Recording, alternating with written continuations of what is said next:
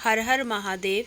श्री शिव महापुराण रुद्र संहिता का दूसरा अध्याय।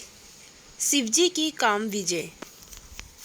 सूत जी बोले, हे विप्रो, एक समय श्री नारद जी तप करने की इच्छा से हिमालय पर्वत की एक अत्यंत सुंदर गुफा में गए, जहाँ देव नदी गंगा जी बड़े वेग से बह रही थी।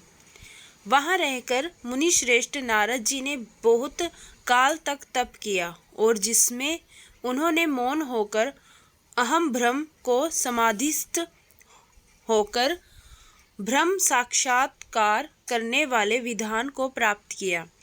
उनके इस तप से इंद्र कंपित हो गए और विघ्न उपस्थित करने के लिए काम का स्मरण किया। कंपित हो गए और विघ्न उपस्थित करने के लिए काम का स्मरण किया। महिषी का पुत्र काम इंद्र के सामने आया। स्वार्थ में कुटिल बुद्धि इंद्र ने कहा, हे महावीर, मेरे बड़े मित्र काम, तुम तो सर्वदा ही मेरे हित करने वाले हो। इस समय मेरी सहायता करो। तुम्हारे ही बल से तो मैं कितनों के तप बल का गर्व नष्ट कर राज्य करता हूँ। हिमालय पर्वत की गुफा में नारद मुनि तप कर रहे हैं। वे मन में शिवजी को धारण किए अचल समाधिस्थ हैं। वही वे ब्रह्मा जी से मेरे राज्य की याचना न करें, अतः तुम उनके तप में विघ्न करो।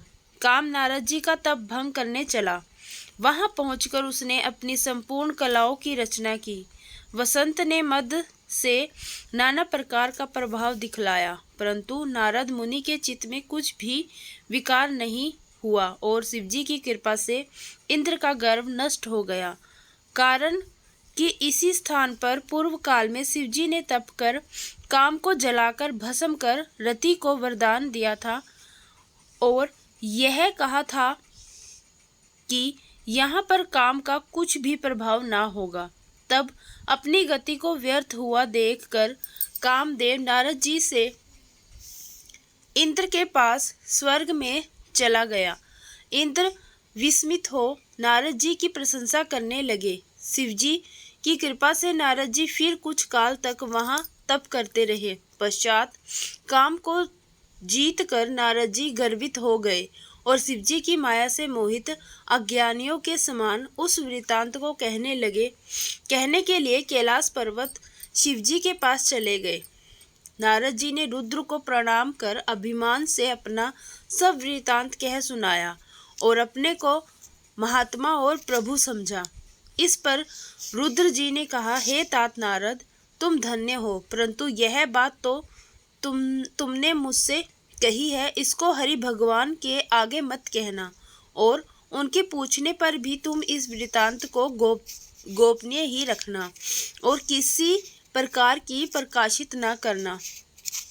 ऐसा तुम मेरे अत्यंत प्रिय विष्णु भक्त मेरे अनुगत होते हैं, इसी कारण मैं तुम्हें इतना समझाता हूँ। किंतु शिवजी की माया से मोहित नारद जी ने इस बात को हितकर नहीं समझा और होनहार की प्रबलता से, जिसकी कर्म गति को विद्वान भी नहीं समझ सकते, और शंकर भगवान की इस इच्छा का मनुष्य निवारण नहीं कर सकता, वे भी ना कर सके और वे मुनि श्रेष्ठ ब्रह्मलोक को चले गए। वहां जाकर ब्रह्मा जी को नमस्कार कर उन्होंने अपने तपोबल से काम जय को कहा। ब्रह्मा जी ने इस बात को सुनकर शिवजी के चरणों में प्रणाम किया और फिर सब कारण जानकर अपने पुत्र को पुनः ऐसा कहने के लिए निषेध किया, परंतु ब्रह्मा जी के कहने पर भी नारद जी ने उस पर ध्यान न दिया, क्योंकि उनके मन में मंद रूप अंकुर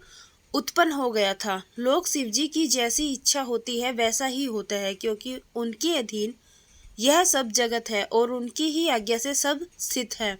नष्ट बुद्धि वाले मंडकार मन वाले नारद जी अपना वृतांत कहने के लिए शीघ्र ही विष्णु लोक में विष्णु के पास जा पहुँचे। उनके आगमन का कारण जानते हुए भी श्री विष्णु जी ने आदर से उठकर आगे जाकर उनका सत्कार किया और अपने आसन पर बिठाकर शिवजी के चरण कमल का स्मरण करते हुए नारद जी से पूछा कि हे तात, इस समय तुम कहाँ से आ रहे हो और यहाँ कैसे आए हो? हे मुनिवर, तुम धन्य हो, तुम्हारे आगमन से मैं पवित्र हो गया। विष्णु भगवान के इस वाक्य को सुन गर्वित नारद मद से सहित अपना सब वृतांत कहने लगे। भगवान विष्णु नारद जी के मद पूर्वक और सहेतुक वचन सुनकर सब कारण जान मन ही मन शिव जी की स्तुति करने लगे और नम्रता से मस्तक झुकाकर श्री नारद जी से बोले, हे मुनि श्रेष्ठ, आप धन्य है। हे मुने काम महाधिक तो उनको सताते हैं जिनके हृदय में तीनों देवताओं की भक्ति नहीं है, परंतु आप तो नैष्ठिक ब्रह्मचारी और सर्वदा ज्ञान वैराग्य वाले हैं, फिर आपको काम विकार कैसे हो सकता है? आप तो जन्म से ही विकार रहित और सुंदर बुद्धि वाले हैं।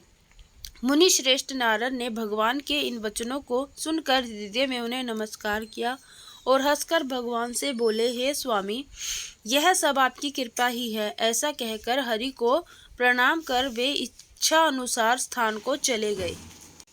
रुद्र संहिता के आगे सभी अध्याय सुनने के लिए हमारे चैनल शिव शक्ति से जुड़े रहें और हमारी सभी वीडियो को शेयर और लाइक जरूर करें।